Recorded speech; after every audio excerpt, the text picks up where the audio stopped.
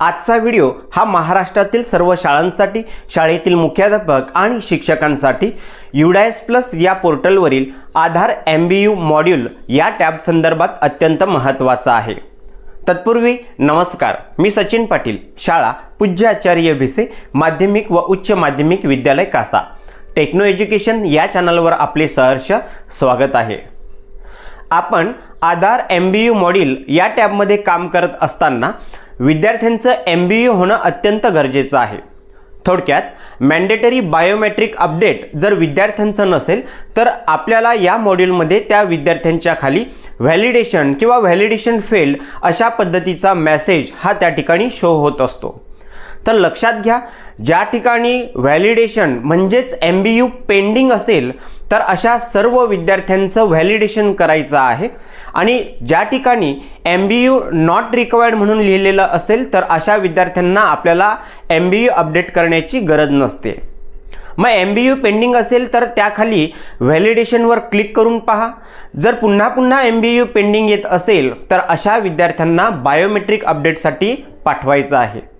विद्यार्थ्यांनी biometric update करून आणल्यानंतर कालांतराने 8 दिवसानंतर पुन्हा आपल्याला त्याच टॅबवर जायचं आणि त्या विद्यार्थ्याच्या नावाच्या खाली व्हॅलिडेशन अगेन नावाचा एक रिव्हॅलिडेशन म्हणून एक टॅब मिळेल, त्यावर आपण क्लिक करायचं। त्यानंतर त्या ठिकाणी लिहून येईल MBU नॉट रिक्वायर्ड। मात्र कालांतराने अशा शिक्षकांना काही अडचणी येत आहेत की या टॅबवर काम करत असताना त्या विद्यार्थ्याच्या समोर रेड अक्षरामध्ये व्हॅलिडेशन फेल म्हणून लिहून येते। याचा अर्थ असा की आपण त्याला व्हॅलिड केलेलं नाही म्हणून व्हॅलिड करून पहा।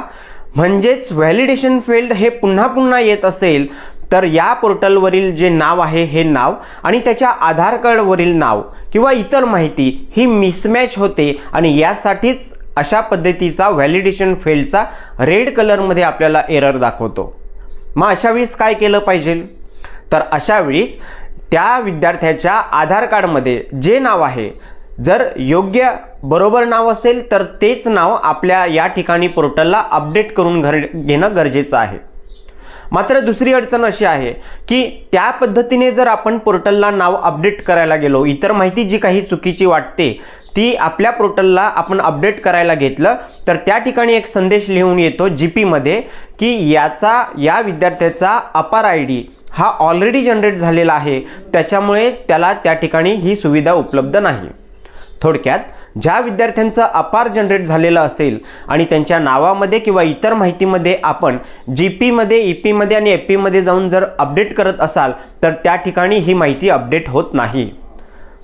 सध्या तरी कोणताही पर्याय नाही, त्यामुळे वेट अँड वॉच हीच भूमिका आपल्याला या ठिकाणी घेणं गरजेचं आहे। कालांतराने जर आपल्याला ही संधी उपलब्ध करून दिली तर आपण या विद्यार्थ्यांचं अपार जनरेट झाल्यानंतर सुद्धा आपण त्या ठिकाणी नावामध्ये काही बदल करू शकतो। मात्र आपल्याला तशा सूचना याआधीच देण्यात आल्या होत्या की अपार जनरेट करण्यापूर्वीच त्या विद्यार्थ्यांचा सर्व डाटा हा बरोबर आहे की नाही याची खात्री करून घ्या आणि त्यानंतरच अपार जनरेट करा। तरीसुद्धा काही अडचणींमुळे जर अपार हा जनरेट झाला असेल आणि व्हॅलिडेशन फेल म्हणून पुन्हा पुन्हा रेड कलरमध्ये आपल्याला त्या ठिकाणी दाखवत असेल तर अशा विद्यार्थ्यांचा अपार जनरेट झाला असेल तर कोणताही अपडेट होणार नाही। मात्र अपार जनरेट झाला नसेल तर त्या विद्यार्थ्याची सर्व माहिती आपण त्या ठिकाणी सहज अपडेट करू शकतो। MBU मॉड्यूल या ठिकाणी आपल्याला सर्व विद्यार्थ्यांचं MBU नॉट रिक्वायर्ड या पद्धतीने स्टेटस दिसलं पाहिजे यासाठी आपल्याला प्रयत्न करायचा आहे। अशा पद्धतीने MBU मॉड्यूलमध्ये काम करताना आपणास आलेली अडचण आपण या पद्धतीने सहज दूर करू शकता। चला तर भेटूया पुढील एका नवीन व्हिडिओ सोबत। धन्यवाद।